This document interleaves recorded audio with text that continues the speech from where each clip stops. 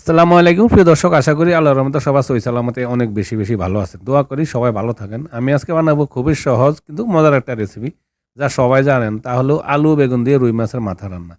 এই রেসিপিটা অনেকে জানেন, এটা নতুন করে শেখার কিছু নেই। তবে যারা জানেন একবারে নতুন অথবা প্রবাসে থাকেন, সময় নাই, তাড়াতাড়ি কীভাবে রান্নাটা করবেন, তারা এই রেসিপিটা দেখে নিতে পারেন। আশা করি মজা করে এরকম রান্না করে খেতে পারেন। তাহলে চলুন দেরি না করে রেসিপিটা শুরু করা যাক।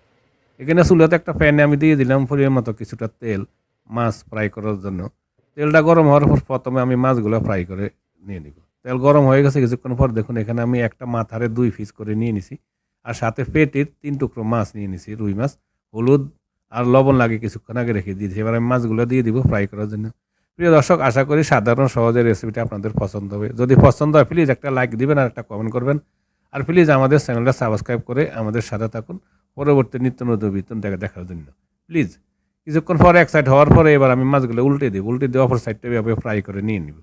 এবার আমি মাছগুলো উল্টে দিলাম, অপর সাইডটা উল্টে দিয়ে এভাবে কিছুক্ষণ ফ্রাই করে নিয়ে নিব। রান্নার মাছ বেশি কড়া করে ফ্রাই করার প্রয়োজন নেই, জাস্ট একটু হালকা ফ্রাই করে কালার করে নিলে হবে, যেহেতু আমি পরাবার রান্না করব। মাছগুলো ফ্রাই করা হয়ে গেছে। এবার আমি মাছগুলো উঠিয়ে নিয়ে নিলাম। উঠে নিয়ে আমি সেম প্যানে আর কোনো তেল অ্যাড করবো না, এই তেলে চলবো, বেশি তেল খাওয়া ভালো না। এখানে আমি দিয়ে দিলাম ছোটো 2টা পেঁয়াজ আর 3টা কাঁচামরিচ কুচি করে নিয়ে নিয়েছি। পেঁয়াজ আর কাঁচামরিচগুলো আমি একত্রে দিয়ে দিলাম। একের সাথে আমি পেঁয়াজ আর কাঁচামরিচগুলো জাস্ট একটু হালকা বাদামি কালার করে নিয়ে নিব। প্রায় 2-3 মিনিটের মতন আমি এবার একটু ফ্রাই করে পেঁয়াজ আর মরিচ একের সাথে একটু বাদামি কালার করে নিয়ে নিলাম। দেখুন কালার এসে গেছে। এবার আমি এতে দিয়ে দিব আধা টেবিল চামচ আদা বাটা আর আধা টেবিল চামচ দিয়ে দিলাম রসুন বাটা। আদা রসুনগুলো দিয়ে 10 থেকে 15 সেকেন্ড আবার একটু ফ্রাই করে নিয়ে নেব, যাতে করে আদা রসুনের যেটা কাঁচা গন্ধ থাকে গন্ধটা চলে যায়।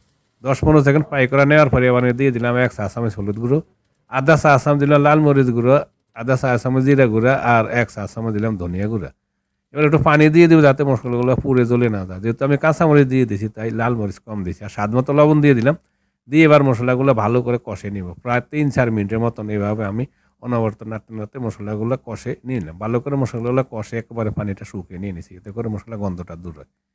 এবার আমি এতে দিয়ে দিব আলু। এখানে একটা আলু নিয়ে নিছি আর 2টা বেগুন টুকরা করে নিয়ে নিছি। যেহেতু বেগুনটা পরে দিব আমি, এই জন্য আলুটা প্রথম দিয়ে আমি একটু জোশ দিয়ে একটু কষে নিব 5 মিনিটের মতন। আলুটা দিয়ে একটু নাড়াচাড়া দিয়ে দিলাম, মশলার সাথে নাড়াচাড়া দিয়ে ঢাকনা লাগিয়ে আমি চুলার হিটটা মিডিয়াম হাইতে রেখে 5 মিনিট কষে নেব। এতে করে আলুটা কিছুটা নরম হবে আর আলুর ভিতরে মশলাটা ঢুকবে। আর পরবর্তীতে আমি বেগুনগুলো দিয়ে দিব। ঢাকনা লাগিয়ে দিলাম আর মিডিয়াম হিটে রেখে আমি মিডিয়াম হাইটে রেখে আমি 5 মিনিট এভাবে একটু কষে নিয়ে নিলাম আলুগুলো মশলার সাথে। 5 মিনিট কষে নেওয়ার পরে এবার আমি এতে দিয়ে দিব বেগুন। আমি 2টা বেগুন নিয়ে নিছি এখানে মিডিয়াম সাইজের। বেগুনগুলা দিয়ে এবার একটু নাড়াচাড়া দিয়ে দিব। নাড়াচাড়া দিয়ে আমি বেগুনগুলো আলুর সাথে আরও 5 মিনিট কষে নিব। এবার আমি ঢাকনা লাগিয়ে দিব। ঢাকনা লাগিয়ে মিডিয়াম হাইতে রেখে আরও 5 মিনিট আলু বেগুন একত্রে আবার কষে নিয়ে নিলাম। চলে আসলাম আরও 5 মিনিট পর। বেগুনে থেকে কিছুটা পানি ছেড়ে দিয়ে দিছি দেখুন কষে নেওয়ার পরে। এবার আবার একটু নাড়াচাড়া দিয়ে দিলাম। নাড়াচাড়া দিয়ে আমি এতে দিয়ে দিব কিছুটা পানি। আর এই পর্যায়ে আমি এখানে কিন্তু গরম পানি দিব। গরম পানিটা দিলে তাড়াতাড়ি একটু বলক আসবে। আপনারা চাইলে মাছের তরকারিতে ঠান্ডা পানি দিতে পারেন, কোনো সমস্যা নাই।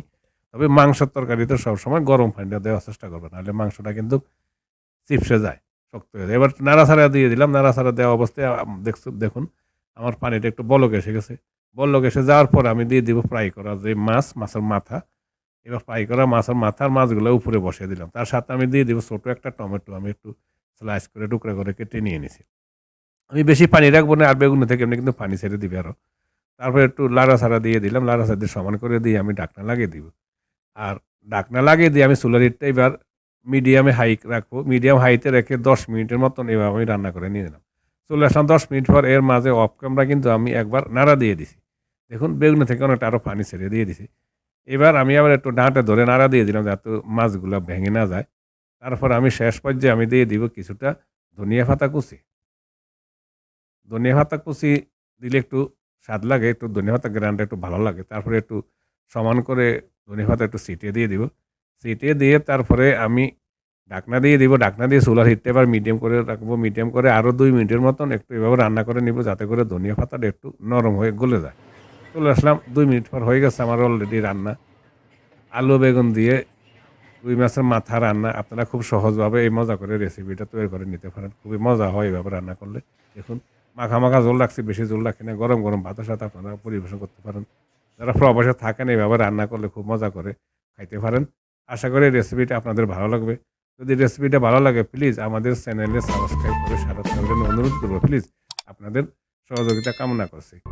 সবাই ভালো থাকুন, সুস্থ থাকুন, আবার দেখা হবে ইনশাল্লাহ অন্য কোনো সময় অন্য কোনো রেসিপিতে। তাপ তো পর্যন্ত ভালো থাকুন, সুস্থ থাকুন, দোয়া করি। আল্লাহ হাফিজ।